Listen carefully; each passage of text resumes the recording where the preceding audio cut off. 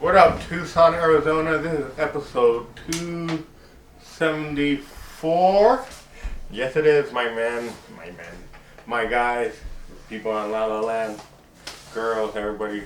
But anyway, I am so glad to be back. It is June 23rd, 2012, which brings me to the subject of 2012. We all remember a couple years ago there was a movie called 2012 starring John Cusack and, if I remember correctly, Amanda Peet? I don't even remember. But anyway, the point was is the plot of the movie of 2012 is that supposedly to the prophecy of the Mayan people, the end of the world begins in 2012. And I have read books before and after the movie where it's not really the end of the world. They're just implying what I'm thinking. The Mayan people are just implying it's not the end of the world, it's just the beginning of a new era. Does not necessarily mean the end of the world. And which brings me to another thing. The word apocalypse, it doesn't really mean the end of the world at all. It means not necessarily the beginning of a new era. What it basically means biblically, it means unveiling. It's an unveiling. Shades will be lifted before our eyes. But enough of that. That's why I wanted to talk about 2012. Because it's ironic, because here we are, now we're halfway through the year 2012, and nothing catastrophic has happened. But then again, people say it's going to happen December 12th, 2012.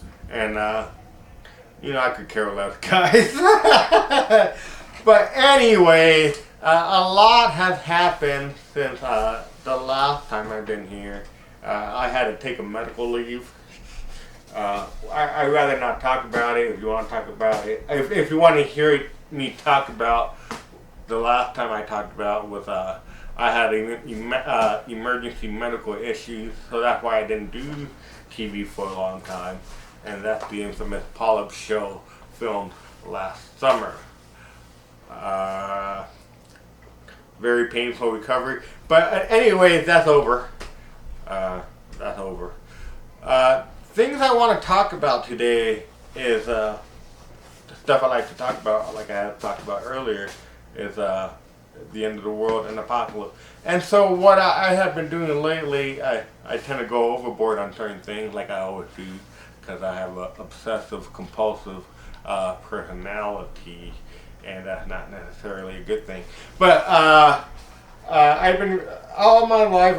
I guess ever since I saw Road Warrior back in the early '80s, constantly on cable. I bet all you people out there in La La Land remember that movie starring Mel Gibson and that little boy with the deadly boomerang. But anyway, about the movie Road Warrior, it was the part 2 of a trilogy which started with the 70s movie called Mad Max. But anyways, I didn't know that, but as a kid I had saw Road Warrior. I was not aware of the Mad Max movie before it. So when I had saw Road Warrior, it really blew my mind thinking, wow, there really could be an end of the world as we know it, all due to nuclear war and whatnot. And so ever since then, I had always had a hankering, like Howard Wallace says, a hankering for horror / end of the world movies. And there's been countless remakes and ripoffs of that genre since, and it has crossed over into the mainstream to the point where it's now part of a lot of books. Now some of the bestsellers is about the end of the world, and people like to hear and see violence and catastrophic disasters, and that's the way the world is. That's why people like football and hockey, and because it's all pretty violent. And which gets me to the point of how we take all these things for granted. So, getting back to the what I was talking about earlier is uh, I had liked the Road Warrior movies, and so as a kid, it made me all. And this is during the period in the early '80s. This is before. As a kid in the '80s, you probably remember this made-for-TV movie called The Day After. And back then, it was a huge movie about nuclear war, and basically it gets added to the paranoia to the people of America, I thought, because I remember me and my buddies back in elementary school, prior to the showing of the movie called The Day After, about nuclear war in the U.S., it was all we could talk about, and it kind of scared us in a way, and wouldn't want to admit it to each other, even though we would face our own fears concerning nuclear war. But anyways, the movie was called The Day After, and like I said, it added to the fears of us kids. And they show some scenes where some U.S. cities get obliterated by mushroom clouds, and then they don't go into details what happened in the end also, because we all know there's a radiation fallout, and there's short-term and long-term effects, as we all know, of a nuclear warhead going off. But the movie Day After had a big, profound effect on me as a kid, and so until even now, I'm still I have an interest in all those kind of things, which some people have labeled me morbid, which I'm not really unfamiliar with, because that's the way it's been all my life. But not just morbid, but other names as well. but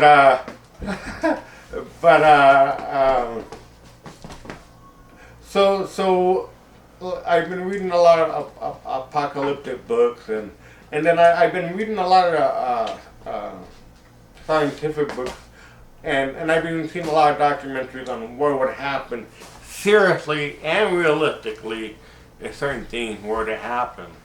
Because mainstream media, books and TV and movies, they don't really break it down. And what I find scarier is not a nuclear war. Well, there might be some effects of a nuclear war, of course, but what freaks me out the most is there's this thing that is we all know what it's called, but for all you people out there who don't know what an EMP is, an EMP is an electromagnetic pulse. And what that is, that can be achieved by setting off a nuclear warhead in the atmosphere. And what that would do, that would short circuit every single electronic device that was not hardened to withstand an EMP attack, which some military personnel have. They have some electronic, not all of the electronics, but some of the military electronics is hardened, quote unquote, to withstand an EMP attack. But the point is, the EMP attack, say one was to go off over U.S. airspace, technically and hypothetically, and technically it can happen, they said, is that if an EMP went off, every single electrical device in the country was short circuit, and we would not have a single working gadget or device working. And I had read a lot of books where they talk about it, but they don't talk about the long-term effects. And so I like to think about these things and talk about it with you, the viewers out there in La La Land, because you're the reason I like to think about these things, because I like to educate you guys.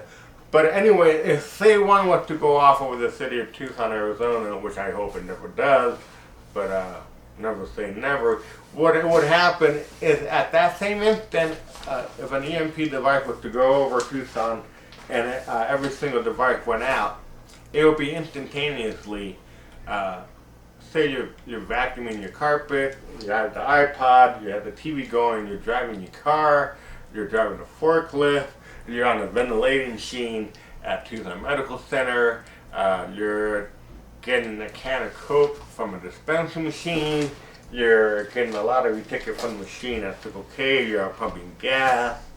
Basically, almost every single aspect of our lives is connected to every single device being invented and been invented up until this time.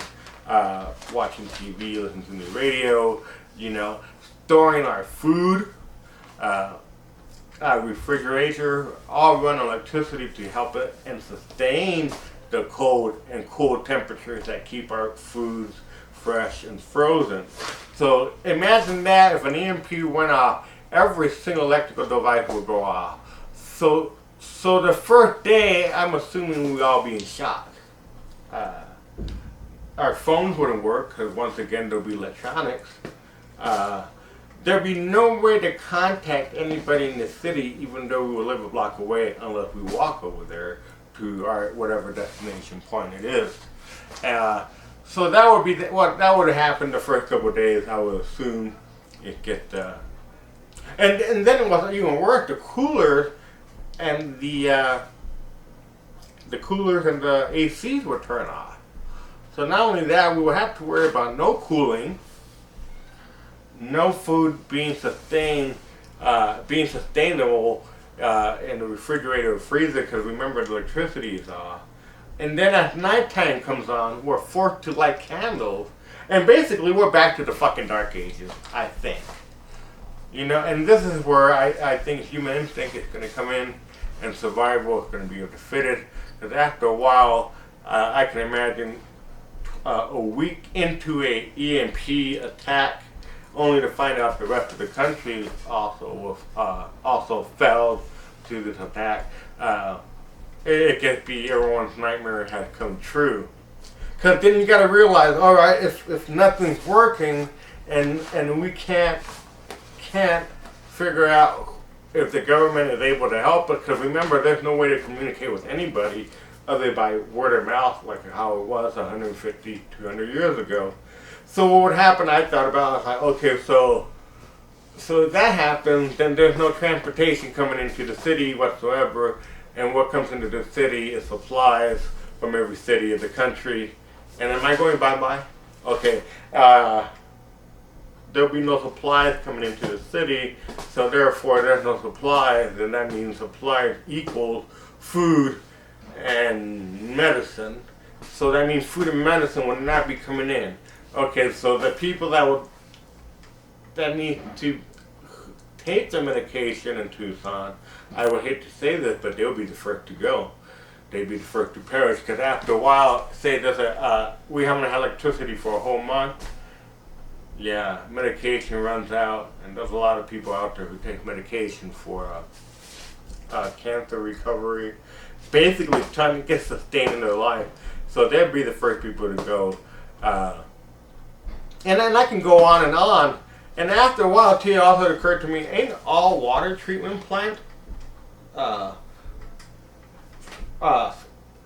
assuming by computer, so after a while we have no working water. We're basically forced to dig wells in our backyard, I think. And so the other day I was thinking about all this, and I seriously thought about buying $100 worth of seeds. Seriously, guys, I was like, you know what? I'd be damned if I'm going to be one of the last humans in the world, and no one thought to think of having any seeds for harvest. But voila! I remember. Wait, up in Greenland, there's a doomsday vault where they had stashed away their 500,000th seed, which is 500,000 seeds they have. So that just goes to show we have 500,000 seeds of different floral, fauna, vegetables, and fruits, in case the world ever goes kaput. But I was thinking maybe I can hoard up $200 worth of my own. And then I was thinking about, what would be a commodity here in Tucson if the end of the world came? I'll be like, cigarettes. So a couple days ago, I bought $4,000 worth of cigarettes, and I socked them away, because I figured once the end of the world comes, paper money is worthless. I would think, right? Unless you have gold coins and silver basically quarters and dimes and nickels. So if you have like $5,000 worth of silver in your house, maybe you're better off holding on to that, because that's something valuable. I know I'm going all over the place, guys, but the end of television. Why that's why it's called the end of television. See, that's what I mean. So after, say we had a nuclear war and paper money would declare worthless. It's not even declared worthless. Everybody will know it is. But voila, we will have these. So that's why we have hundreds of these stocked away. No, seriously, folks. You know, if we were all really smart, we will all have jars and cans full of change, because 100 years ago gold was a big thing. It's 100 years later and gold is still a big thing. That shit won't go away. So I guess we should be hoarding a lot of supplies. And anyways, I recently saw a movie called Take Shelter about a guy who has visions about the end of the world, and he builds a shelter in the back, and everyone thinks he's crazy, and a year later the end of the world comes, and everybody's dead, and he has shelter. So who's the fucking crazy one now? Alright, Take Shelter. Very, very great movie. So that would have been on my mind a lot. Because, like I said earlier, a lot have happened.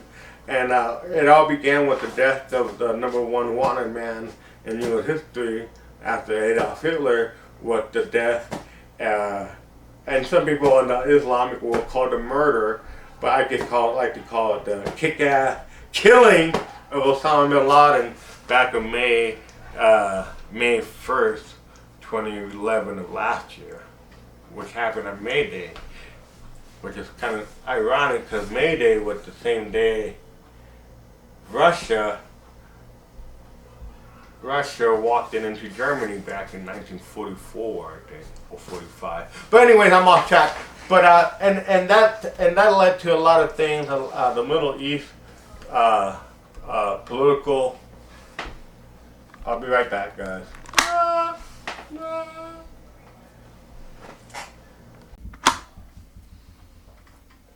And like I was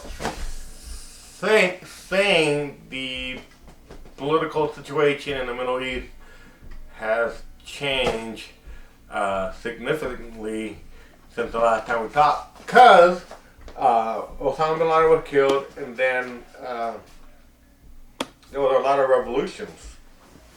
There was a lot of revolutions going on. Egypt had one. Syria going through one now. But anyway, a lot of the big-time dictators and tyrants have gone on to the big beyond. Excuse me. Good riddance, I say, because the leader of North Korea passed away last year, and that Kim Jong, and he's gone, but now his son is in power. Seems like, and this is a good example of a thing. This is a new boss, same as the old fucking boss. That's what happened in Korea. That's what happened. But one of the best things that happened in the Middle East that I got a big kick out of it was I remember being in elementary school back with I remember being back in college back in the early 80s with Marty from End of Television, back when I was 49 years old, 20 years ago. No, I'm just kidding, I'm rambling. But I remember as a kid back in the early 80s, Gaddafi was a major prick.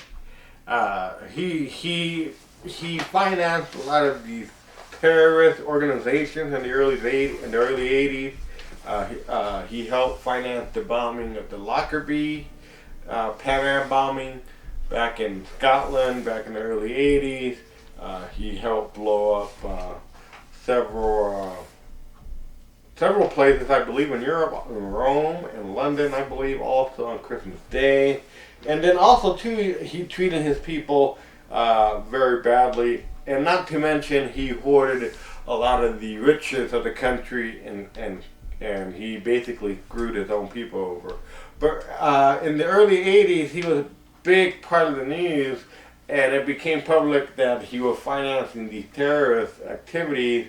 And so what happened, we got in a little tiff with them, and so we had Ronald Reagan back then was the president then, and he sent what wasn't it? He sent in an airstrike, and that basically shut him up for a while. And then back in the early turn of the early turn of the new century, back in '03, he did About Face, and he did a lot of reparations, which is basically monetary compensation to a lot of the victims of his terrorist activities. And so the U.S. opened diplomatic relations again with Libya. So he had always been a big part of the news cycle, a big part of our lives since my childhood. And then only to learn and to see it all unfold in real time is because Libya went through this realization, or I should say self-realization as a country, saying, you know what, these other Middle Eastern countries are overthrowing their dictators and tyrants. They're saying, get the fuck out, you know, like the words of Robert Gonzalez, get the fuck out of here. They decided, you know what, the rebels don't like the rebels, you know, the Rebel Alliance. The Rebel Alliance didn't like Gaddafi, and there was a revolution. And in the end, like all good things that happen to these people who have bad karma heading their way, just like Saddam Hussein, you know, eventually he was caught, convicted, and executed, which is too good for him anyway, but we're talking about Gaddafi.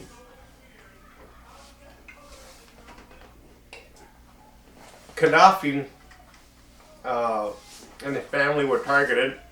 Eventually, the final waning days of the revolution in Libya, it finally happened. Gaddafi was in the convoy. I guess he was in the middle of the convoy in the Humvee or some sort of armored car. I'm not sure what it was, but the point was he was in a vehicle, supposedly bulletproof and whatnot. There were several cars in front of him, several cars in back. They were all the bodyguards and ministry officials and advisors that he had with them. And they got caught and surrounded by the rebels finally in the southern countryside, if I'm correct, of Libya. And to believe, and even in the final hours of Gaddafi's life, and his son was with them apparently.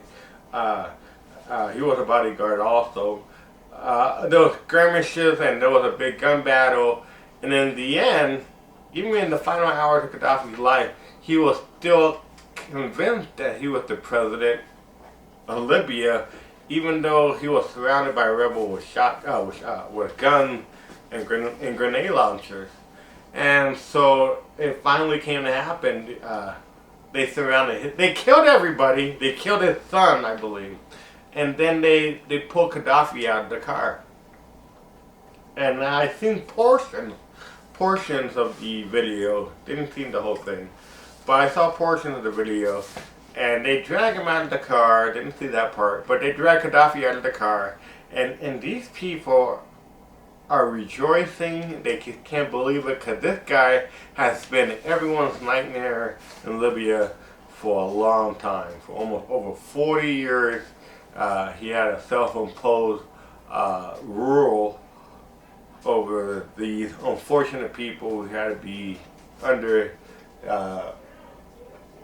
his watch.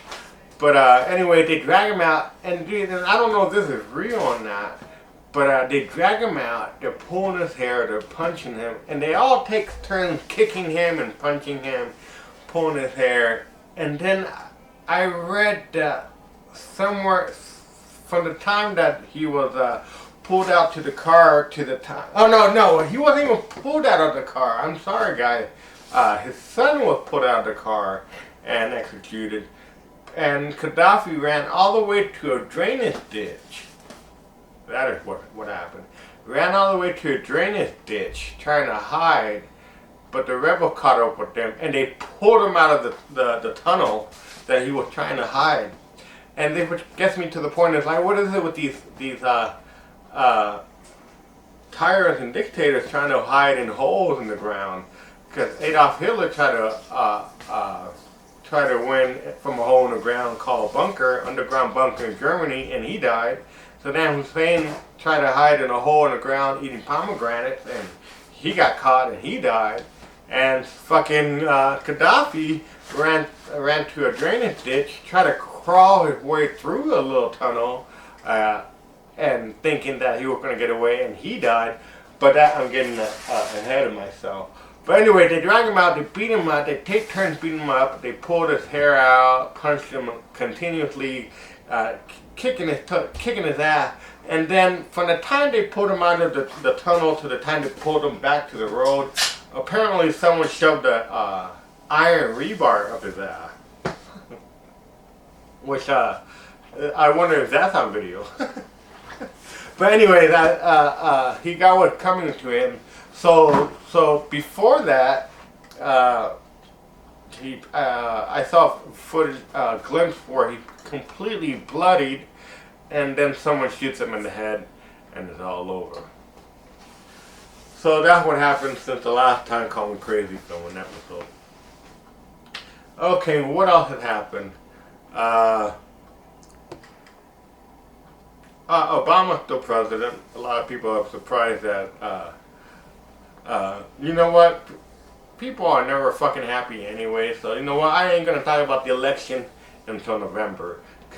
Remember, we got done with this Ron Barber and Jesse Kelly fiasco. I mean, I'm glad Ron Barber won, but dude, at one point I saw at least a half a dozen of those political commercials within an hour, and I'm talking about UPN, Channel 18. And you know, for all the political commercials that they showed, UPN really is the home of comedy. Yeah.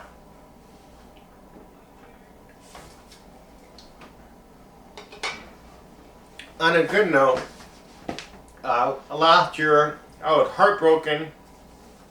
One of my favorite players' team, which is Dwayne Wade from Miami Heat, with LeBron James, last year lost the NBA Finals in 6 games to the Dallas Mavericks, which is funny because back in 2006, the Miami Heat had played Dallas Mavericks in the finals, and the Heat had won that one.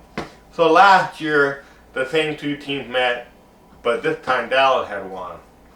So I was heartbroken because that was LeBron James' second time at the NBA Finals.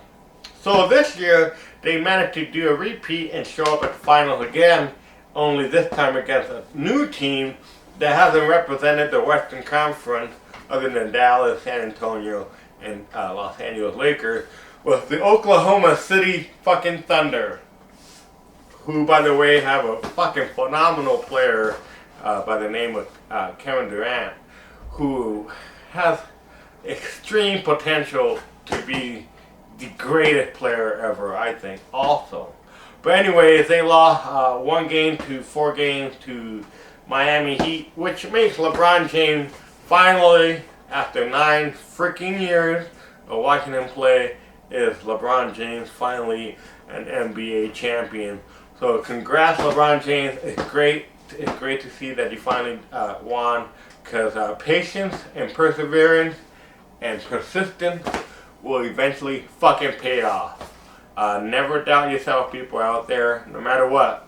No matter what it is that you fucking do in your life, never doubt yourself, because once you doubt yourself, you'll never be fucking productive. Okay, and which goes to show LeBron James and Kevin Durant, they're the new generation of NBA players, and I'm just lucky enough to be able to say I was able to see my early days of watching NBA was back when was Kareem and Magic and Larry Bird and Kevin McHale. Those were the days where I saw. And then there's the second generation of NBA players where you had Rodman and Jordan, of course. And now you got these new guys. And anyways, I'm glad Miami Heat won because I love those guys. Even though I love the West Coast, I can love the fact that the big three were able to fulfill promise. But anyways, I know I said that like 5 times already. I had a great time. It's been fucking hot lately. It just seems like every summer it gets hotter and hotter. And I would not be surprised maybe 10 years from now where right now I think it's 105 out there. 105 degrees out there. And I know, folks, it's a dry heat. But I would not be surprised 10 years from now where 110 is like normal. You know. Oh yeah, and one more thing. What are the fucking people in Texas thinking about raising the fucking... I mean, I'm not putting Texas down, but what are those people thinking about making the highway speed limit 85 miles per hour? Oh, man. Oh, and anyways, once again, downtown looks like a fucking mess, like always. Real Nuevo my ass, you know. They say new businesses are going up, and then a new one goes up and an old one closes down. It's the same old shit. Once again, like I said before, here's the new boss, same as the old boss.